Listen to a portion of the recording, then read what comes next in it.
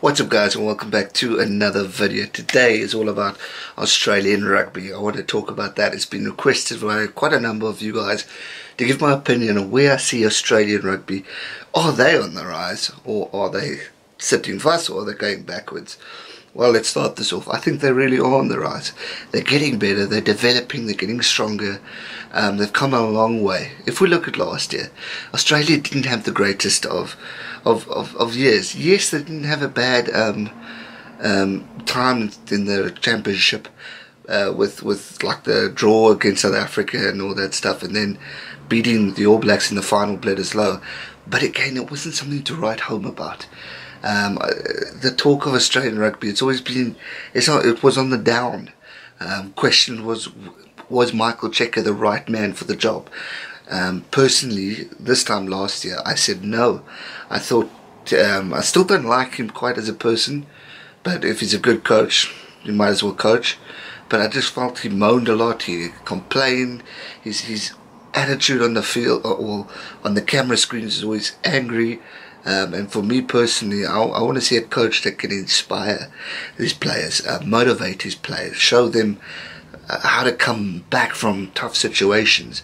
And I just didn't get that feeling from Cheika. But if we look at the turnaround that they had at the end of your tour, beating Wales and then getting better and showing it within the provincial level, that they actually, well, they ended off the championship with a win against New Zealand and continued. So in all fairness, yeah, they had a bad one against England, but it's just silly errors for me that's costing Australia at the moment. They have the potential to do great things. They've got a fantastic squad on paper with outstanding newcomers that are just continuing to develop. So from a paper point of view, Australia are right up there with the others. But it's just capitalising on silly errors that cost them. Place kicking, and Bernard Foley, guys, don't get me wrong, he's an amazing player and he's done well with the Tars and all that stuff. But to me last year he cost them a bit. So if he's focused, then they can go all the way. They really can. And if he's got his support systems in place with the other blokes, I mean, yeah, we've got a good team. I mean, Israel Folau, yeah, he's been in the drama in the news, but that man is a machine. He is one of the best fullbacks in world rugby.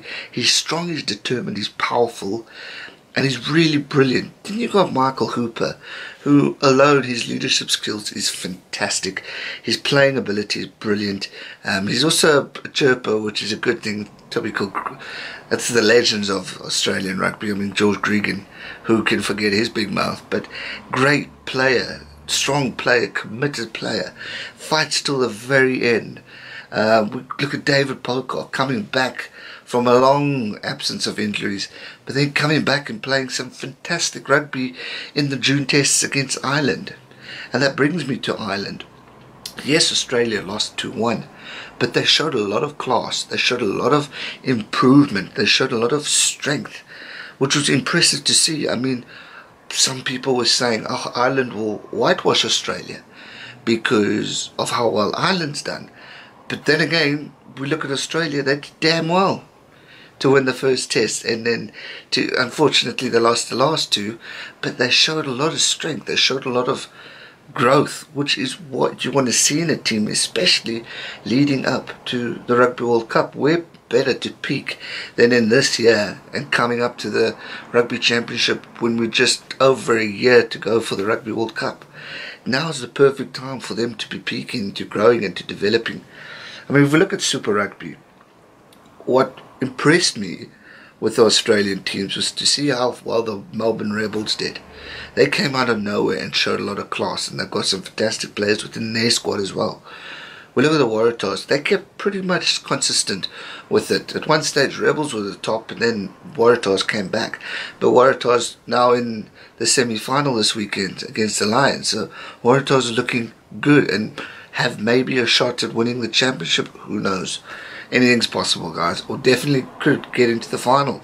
But again, you're playing against a very strong South Africa team that is the Lions, so it will be tough. So this is a good tester for the Waratahs, and also a good tester to see how far Australia can go under pressure.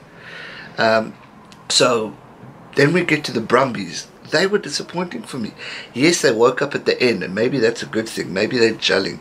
Something was just not right with this team for the past 2-3 years. I mean, I remember Brumbies rugby in the days of Stephen Larkham, George Gregan, George Smith, all those legends of the game, Clyde Rathbones. Brumbies were a force. They were strong. They were terrifying. I mean, if we South Africans had to play them, we would automatically pretty much predict a loss because the Brumbies are so damn good. Waratahs have always been there. They've always been strong. I mean, they're Super Rugby champions as well, or in the past.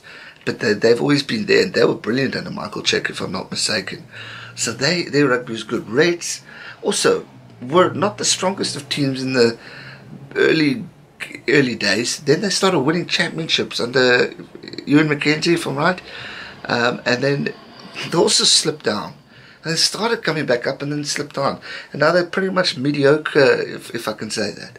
So there's things to look at, but I don't know if there's something in a political barrier that maybe is affecting Australian rugby. My Australian subscribers, let me know. You guys know this thing. But there seems to be something missing within the coaching systems. Obviously, it's improving, which is fantastic. But each of these provincial teams need to talk and figure out ways in order to get these teams to gel. Look, I'm not saying South Africa's a saint. I mean, look at the Sharks, they're up and down. The Bulls, up and down. I mean, Stormers were pretty much useless this year. So I can't say much for them as well. But when I look at the paper marks of what Australian rugby has to offer, you guys are some smashing rugby players and can definitely go that extra mile to win a World Cup or to win the Rugby Championship if the mindsets are on it. It's so important, because if they're not, then they're going to lose it. I mean, if we look at the All Blacks, it's consistent. It's consistent strength, consistent movement, and just pure strength and development. And that's why the All Blacks are the best in the world. Australia can do that. We saw them beat the All Blacks last year. Everyone pretty much predicted it and said it's not going to happen, but they did. And there's a kid singing outside, obviously clearly agrees with me. Maybe they're Australian. Seeing progress, we're seeing movement within Australian rugby, and at least I hope for their sake that they can give all the teams a bash. Obviously against South Africa, no, I don't want them to do well, but that's just typical. I'm a South African. You guys say the same to me in the comment section. So, but I want to see Australia back. I want to see them on the rise. I want to see that feared side. I mean, something to I mean, Australian rugby I've been watching since a youngster. My favourite rugby players of all time: Matthew Burke, one. So there's your Australian.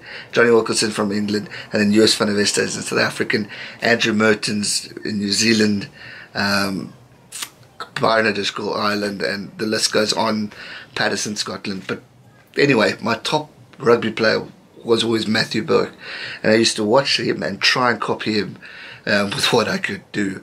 And just watching Australian rugby, I want to see them get to that competitive level again. I want to see them fight. I want to see them go and show that discipline, because, as I said, they on paper have one of the greatest teams, and they've got such young blood coming up who have really put their hands up, especially against Ireland.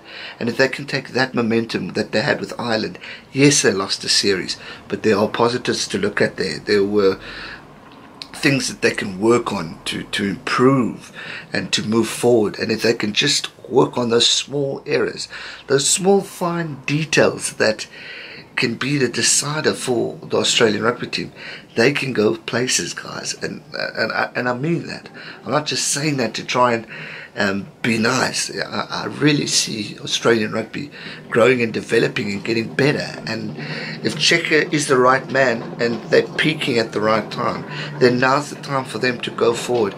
And that's why I cannot wait for this Rugby Championship, because I think we're going to see some incredible rugby games played by teams that we know are good, but I think we're going to see some excellence from all these teams, especially Argentina included in this as well.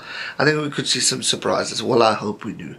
But yeah, this video is dedicated to Australia, just to share my thoughts. I did Ireland, Wales, done Springboks, New Zealand, and all that stuff. But I wanted to talk about the Wallabies, as they are also in this semi-final of the Super Rugby campaign. We got the Rugby Championship less than a month away, if I'm not mistaken, so much to look forward to. I can't wait. I really can't. It's going to be awesome. So I hope you enjoyed this video. If you did, be sure to hit the thumbs up button. If you haven't already, make sure you are subscribed to this channel so you can keep up to date with all future uploads. Thanks so much for watching, guys. I'll see you soon for another video. Any international suggestions, let me know in the comment section down below so I can get to those videos for you guys. Otherwise, I'll see you later in the week for another video. Stay safe and never give up. Cheers.